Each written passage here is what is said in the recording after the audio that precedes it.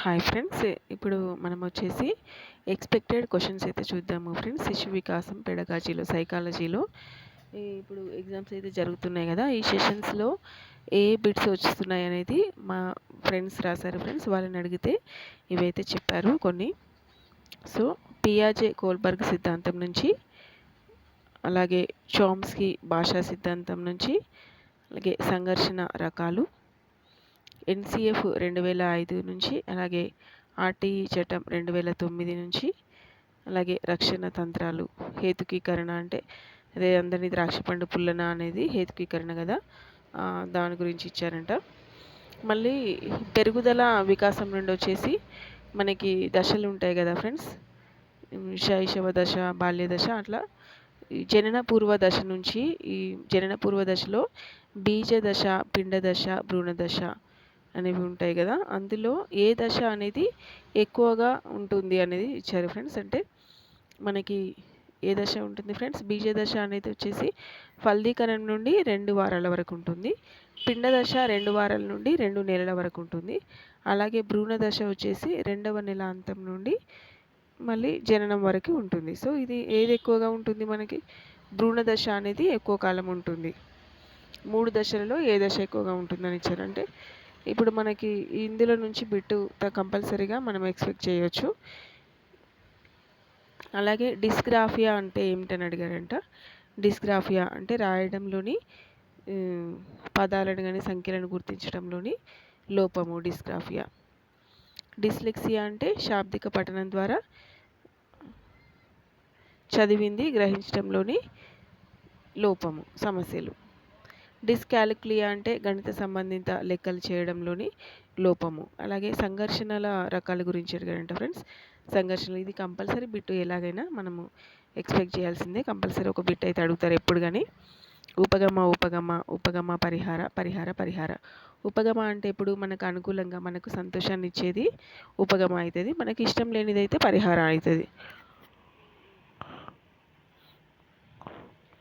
Next NCF 2005 నుంచి అధ్యాయాలు అడిగారు ఫ్రెండ్స్. అధ్యాయాల నుంచి బిట్ అడిగారంట. అలాగే 2009 ఎన్సిఎఫ్ సమయం రోజులంటే ఇప్పుడు 6 నుండి 8 తరగతుల వరకు సంవత్సరానికి ఎన్ని గంటలు బోధించాలి, లేకపోతే ఇంతమంది ఉపాధ్యాయులు ఉంటే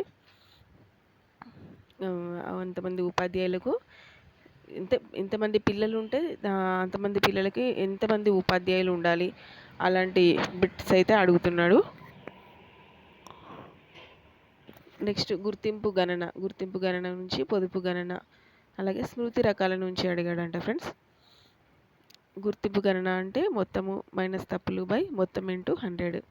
అలాగే పొదుపు గణన అంటే అసలు ప్రయత్నాలు మైనస్ పునరభ్యసన ప్రయత్నాలు బై అసలు ప్రయత్నాలు. ఈ టాపిక్స్ నుంచి అయితే బిట్స్ అడుగుతున్నాడు ఫ్రెండ్స్. నెక్స్ట్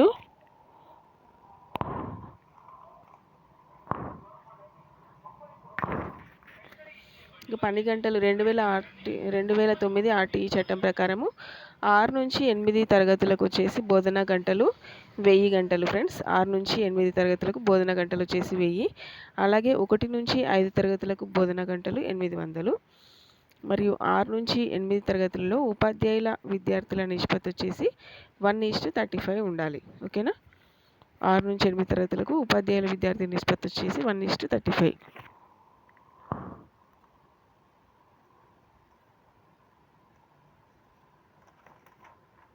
ఇవి ఫ్రెండ్స్. అంటే మనకు ఎప్పుడో అడిగేవే అడుగుతున్నాడు.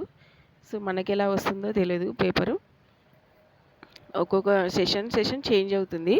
బట్ ఏంటంటే ఈ టాపిక్స్ నుంచి అయితే ఎక్కువగా వస్తున్నాయని చెప్తున్నారు.